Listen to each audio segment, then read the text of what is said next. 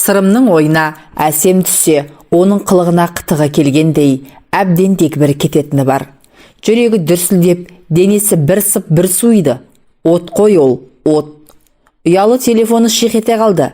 Түскі сағат 1-де деген SMS тоқып, Сырымның мүлде мазасы кетті. Хатшысына, бүгін мен болмаймын, үйдегілер сұраса, тендердің жұмысымен кетті дерсің, деп айтты да, әсем екеуі үшін арнайы сатып алып қойған пәтерге бет алды. Жолда келе жатып, бір досының сөзі есіне түсіп, мырс етті. Балдыздікі балдан тәтті. Таппайтынды жоқ бұл қазақтың. Бәрін айтып қойған ғой, тек біз біле бермейміз. Осы әсем мектепті бітіріп, Әлия ауылдан ертіп келгенде, кіп-кішкентай қыз болып көрінген көзіне. Елеген де жоқ басында. Әлия екеуі үйленгелі үйлерінде кім жүрмеді. Қанша қызды ұзатты. Басында екеуі де студент. Пәтер жалдап жүргенде өзінің қарындасы мен Әлияның сіңлілері қатар жүрді. Бір бөлмелі пәтерде солардың ұйықтауын күтіп, сарылып жатқан уақыттарын айтсаңшы. Кейін олардың балаларды жүрді. Әйтеуір зырылдап өтіп жатқан уақыт. Қазір ғой, қанша адам жүрсе де білінбейді. 3 қабатты үйден. Санай берсе, бұрын бір бөлмелі жатақханада 7 адам тұрыпты. Ол кезде Әлия қандай еді? Тура осы әсем сияқты жанып тұратын. Жүрегі шым ете қалды. Уәделі жерге келіп тоқтағаны сол еді. Әсем машинаның артқы есігінен кірді де, дереу Сырымның қолын сүйе бастады. Жаным, сағындым сені. Қанша уақыт болды? Әпкем жаныңнан шықпай қойды ғой, деді Әсем Сырымның қолын ұстап тұрып. Қойш осындайыңды. Бір кездескенімізде көңіл күйді бұзбай. Өзің көріп жүрсің ғой, үйде күнде қонақ. Әлияны емес, қонақты тастап кетіп қалғаным ұят қой, деді Сырым Әсемнің қолын қысып. Иә, енеңмен қайнатаң келіп шыға алмай қалдың ғой. Менің енем мен атам болса, сенің атаң мен әжең. Қой, осы жерде тағы да ұрысып қаламыз. Жүрші, пәтерге барайық. Бүгін түнге дейін уақытымыз бар. Әпкең ағаңның үйіне қонаққа кетті, деді Сырым. Атам мен әжем ағамның үйінде ме? Олар қашан келеміз деп кетті, деп Сырымға сұраулы жүзбен қарады. Білмеймін, ұлының үйінде 1-2 күн жататын шығар. Өздерінің махаббат ұясы деп атайтын арнайы сатып алған пәтеріне қол ұстасып кірді. Қашан көшеде сенімен емін-еркін, жан-жағыма жалтақтамай құшақтап жүреді екенмін, деді Әсем подъезге кіргесін басын Сырымның иығына қойып. Сырым үндеген жоқ. Не дейді? Өзі де білмейді. Махаббат ұясы деп Әсемге арнайы сатып әперген пәтердің кілті екеуінде де бар. Әсем бұл үйді өзінің талғамымен жасаулап қойған. Сырым мен Әсем 2 жылдан бері түскі астарын осы жерде ішіп жеп, сағыныштарын басып кетеді. 3-4 күн бойы үйде көздермен ғана аймаласып, ойша ғана бірін-бірі сүйіп құшып жүрген ғашықтар есіктен кіре сала жабыса кетеді. 20-ға енді толған қыздың денесі қандай, талшыбықтай майысып, ермесіңе қоймайды. Сырым жас қыздың махаббатына мас болып үнсіз жатты. Әсемнің өзін ерекше сүйетініне көзі әлде қашан жеткен. Ас үйде әндетіп шай қойып жүрген Әсемге сүйсініп қарап жатып ойға шомды. Балдызы екеуінің қарым-қатынасы туралы ойлай бастап еді, жүрегі құрғыр тағы шым ете қалды. Күннен күнге Әлия екеуінің арасы суып барады. Үйде жүрген кезде Әлияны еркелетіп, ең болмағанда қолынан ұстайын десе, қастарында жүрген Әсемнен батпайды.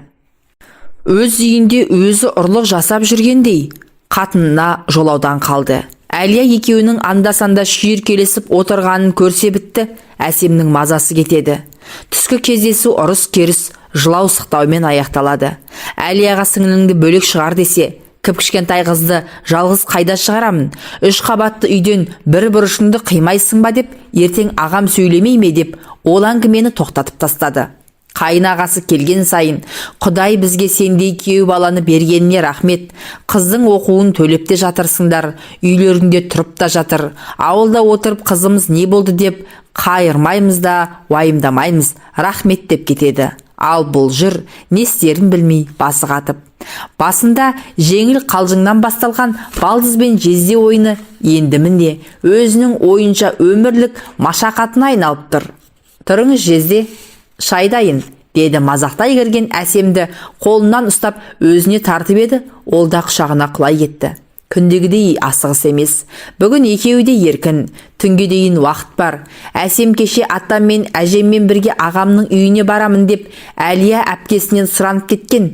Кіші қайнысының үйі маңайда, балдызын кештетіп апарып тастаса болды. Ешкім де күдіктене қоймайды. Ал Әлия бүгін мұны іздестірмеуі тиіс. Екеуі шай ішіп, жаңбырдан кейін шайдай ашылған алматының ажарына терезеден қарап отырып, өздерін бақытты сезінді. Бірақ бұлардың тып-тыныш, емін-еркін отырыстары ұзаққа созылмайды. Әсемнің ойына әпкесі түссе бітті. Түр басы өзгеріп, жездесін қызғанып, жылап-сықтап мазасын кетіреді. Ол сондай ұрыстардан кейін осымен бәрі бітті деп қанша айтты? Қайдан? Үйінде ары-бері көз алдында көлбеңдеп, тәтті қылығымен мұны өзіне тезақ тартып алады. Әпкесіне осының бәрін қалайша сездірмейтініне сырымның таңы бар. Не дегенде де балдызының жап-жас тәнін тезақ сағынып қалады. Әлгіндегідей ұрсудан соң сенің қатының болса, менің баратын жерім бар дегендей кейіп танытып, қызғанышын оятып мазасын қашырады.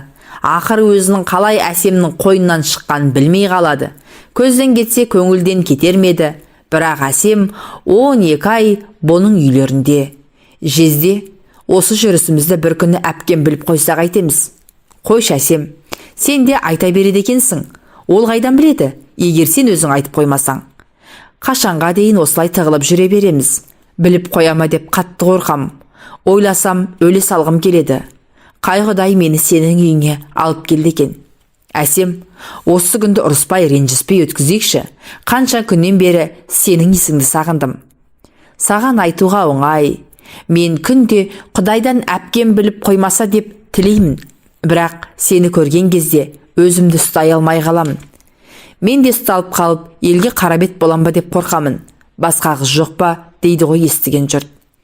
Құшағындағы қызды құшақтап жатқан сырым негізі өзіңнің ешкімнен қорықпайтынын, тек балаларының көңіліне қаяу түсіргісі келмейтінін ойлап жатты. Қасындағы кәсіпкер досы Ерлан да тоқал алып алған. Бірақ бақыттан басы айналып жүргенін көрген жоқ. Бәйбішесі Ерланмен мүлдем сөйлеспейді. Балалары әкесінен көңілдері қалып, бізді бір қатынға бола тастап кетті деп өкпелеп жүр. Тек ақша керек болғасын ғана бәйбіше де, бала да кетпей отыр. Ал тоқалынан бала туып, бәйбішемен басқасудан басқа тірлігі жоқ. Анда-санда кездесіп сөйлесе қалсаң, біздің баламыз екінші сорт. Бірінші орында бәйбішенің балалары. Бұл кісінің ойында солар ғана деп зарлайды да отырады. Бүгінде Ерлан өліп өшіп алған тоқалынан безіп отыр. Қазір екі қатынға да қарамай, кездесе кеткен қызбен сыртта көңіл көтеріп жүр. Ана жолы бұл, әсемді алам ба не істеймін деп Ерланға ақыл қос деген кезде Ерлан: Сіреке, менің ақылымды тыңдасаң, бір қатынмен ғана өмір сүруге екен. Сонда адамның көңілі орында, өмір тыныш өтеді екен. Жүрме демеймін, жүр. Бірақ тоқал алып, онымен бақытты болып кетем деп ойлама. Бір-бірінен қызғанып, шақшадай басыңды шарадай қылады. Не қыласың, деді. Бірақ әсемнің жөні басқа сияқты. Өйткені ақшаға бола жүр дейін десе, әпкем біліп қояды деп бір тиын алмайды. Әпкесі берген тиын тебенге қанағат етіп жүре береді. Сырым осы жасқа дейін етегіне намаз оқып жүрген жоқ. Талай қызбен жүрді. Әлия бірін білсе, бірін білмеді. Бірақ сол қыздардың біреуі де бала сүйіп, осы менің некелі жарым болсын деген ой келмепті. Әлия ауылына тойға кеткенде, сырым жұмыстан шыға алмай, үйде қалып, әсемнің қойнына кірген күннен бері тоқал алсам деген ой басынан шыққан емес. Сол күні әлі көз алдында. Ол кезде әсем 18 жасар, аузынан ана сүті кетпеген, кіп-кішкентай қыз болатын. Бұл Әлия жоқ болған соң үйге түнделетіп асықпай келді. Машинасынан шығып, қақпаны ашайын деп түскелі жатқанда, қақпаны әсем ашып, бұл машинасымен кірді. Жезде, аспазшы кетіп қалды, бірақ тамақ дайын тұр, ішесіз бе, деді. Көйлегі қып-қысқа, тал бойына жабысып тұрған әсемге ту сыртынан тұңғыш рет үздіге қарады. Әлия жоқ, ал ұлдарының өзінің сұранып кеткенінен біліп тұрса да. Үйдегім бар, деді. Ешкім жоқ, бәрі кетіп қалды, келіп қалатын шығар, деді де ас үйге қарай жүрді. Сырым да артынан келе жатып, Әсемнің қыз ретінде уылжып пісіп тұрғанын көрді. Қай шайтанның түрткені белгісіз, тамақ ішіп отырып, Әсем, шарап ішейік, деді. Бетіне аңтарыла қараған Әсемге ешкім жоқта жезде мен балдыз болып, бір стаканнан ішсек, ешкім сөге қоймас, деп ең жақсы градусы көптеу шарапты көтеріп келді. Шарап та бітті, бұл да өрекпіп, күйіп жанып тұрған қыздың қойнынан бірақ шықты. Жуынып, есін жиғасын Әсем, бірінші түнді сізбен өткізсем деген арманым орындалды, деді. Жылап еңіреп, есімді тандыратын шығар деп қорқып жатқан Сырым таңғалғаннан төсектен тұрып кетті. Сөйтсе Әсем Алматыға келмей тұрып ақ бұған ғашық болып қалған екен. Әлия екеуі жас кездерінде қайын жұрттың жақсылығы мен жаманшылығынан қалмайтын, ел жейтін, нан таппай отырған сол кезде бұлар шетелдік машина мініп, шырттай киініп ауылға баратын. Әрине, ешқашан құр қол барған емес. Әлия барлық туған туыстың жоғын түгендеп, Алматының базарын көшіріп баратын. Әсемнің бала кезінде елдің бәрі Әлияның бағы бар, Сырым жігіттің серкесі ғой, деп ауыздарының суы ағып мақтайды екен. Ел мақтаған жігітті қыз жақтаған деп бекер айтылмаса керек. Әсем де ес білгелі жездесіне ғашық болған көрінеді. Өйткені жездесі өзі көріп жүрген ауылдың жігіттеріне мүлдем ұқсамайды. Сымдай тартылған, ине жіптен жаңа шыққандай костюм шалбар киіп, галстук таққан, қымбат машина мінген жігітке ауылдың талай қыздардың көзі түскен. Оған Әсемнің көзі куә. Іштей жақын туыс сынайтын жездесін сол кезде тұңғыш рет қызғанып еді. Сондықтан оқуын бітіріп Алматыға келгенде әпке жездесінің табалдырығын өрекпөйлі көңілмен аттады. Әсем мектеп бітірісімен Алматыға асыққан. Алматыға келген соң ғашықтығы тіптен асқына берген. Өзінің сөзімен айтқанда жездесі балдызына бір жылдай қарамаған, елемеген сияқты. Сол күннен басталған антызарлық түгел іскемек түгелі гүлдеп те келген. Сырымның түсінгені жап-жас қыздың ғашықтығы еріксіз баурап алады екен. Бұрындары көрінген қызға қарындап, көне қалса бір жата салатын Сырымның қазір бар ойы, ынтасы да Әсем. Бір күн көрмесе ақыл естен айырылатындай халге түсті. Таң атар атпастан SMS келді. Күтемін депті. Сырым бұл SMS-ке таң қалғаны сонша, ертеңгі асты іше сала жұмысқа бармай, Самалық Шам ауданындағы өздерінің махаббат ұясына келді. Әсемнің бостан-босқа SMS жазбайтынын Сырым білетін. Әртүрлі оймен миы қатып, машинаны әрең айдап келді. Қоңырауды басып еді. Әсем бұны есіктің алдында күтіп отырғандай тез ашты. Көзі жылағаннан ісіп кеткенін көріп, Сырым, не болды, тыныштық па? Дегені сол еді. Әсем мұны бас салып құшақтап, енді не істейміз, деп аңырай жөнелді. Дегенде шошып кеткен Сырымға Әлия біліп қойды ма деген ой келді. Бірақ қазір ғана үйден шықты ғой, тып-тыныш еді. Тағы не болды сонша, таң атпастан ойбайлап, деді дәлізден ас үйге қарай жүріп. Мен қарабет болдым, екі қабат болып қалдым, деді артында келе жатып. Сырым ас үйдегі орындыққа әрең жетті. Артына бұрылып жылап тұрған Әсемге қарауға дәті бармады. Балдызымен кездескелі осы сөзден қорқып келген Сырым бұрындары мұндай ойдан аулақ болуға тырысатын. Бәрін ақыл таразасына салып, әр қадамын ойлап басамын деп жүрген Сырым мықтап шатасқан сияқты. Әсем, сәл сабыр етші, қашан білдің? Шынымен екі қабатсың ба? Сақтанып жүрмін дегенің қайда?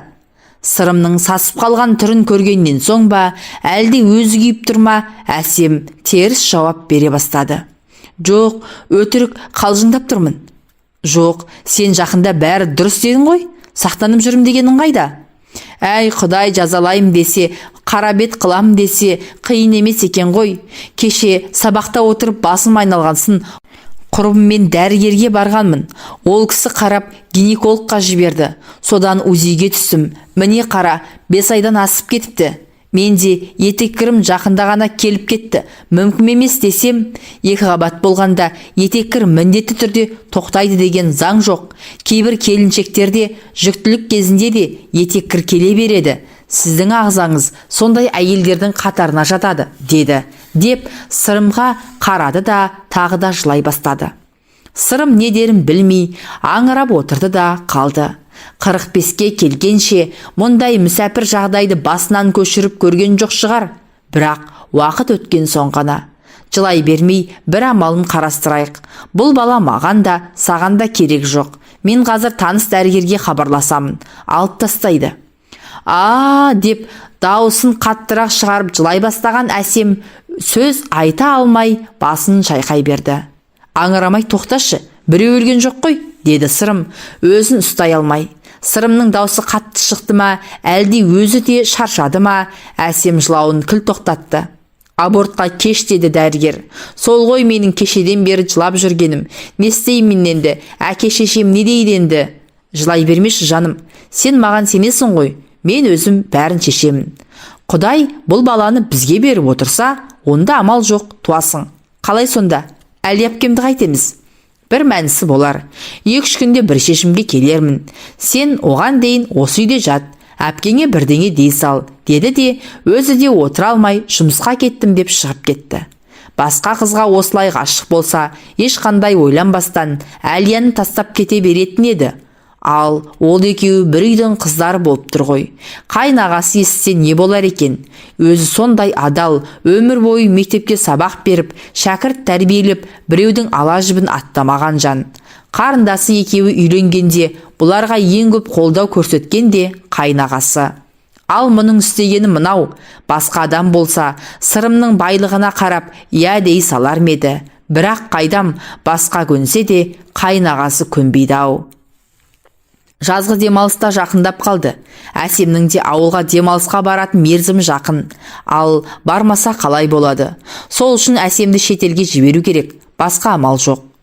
Басы қатып не істерін білмей келе жатып еді, бизнестегі серігі 5 жыл жатақханада бірге тұрып, жартынанды бөліп жеген Ерлан телефон соғып, қанды көйлек досым-ау, қайда жүрсің? Келсеңші. Біз де мына жерде демалып отырмыз, деді. Іздегенге сұраған дереу келсе кетті. Әлияға хабарласып, мен іздеме, мен жұмыстармен жүрмін деп айтты да телефонын сөндіріп тастады. Алматыда басталған тойлау Үрімжінің моншасымен аяқталды. Қытайдың қыздар массажды қалай жасайды десең шіркін. 2 күн Қытай елінде жатып, мүлдем ұялы телефонын қоспаған Сырымға келесі бөлмеде жатқан досы Ерлан келіп, тез Алматыға қайту керек, деді де ұшақты дайындата бастады. Не болды? Деген Сырымға досы келте жауап қайтарды. Барғасын айтамын, деген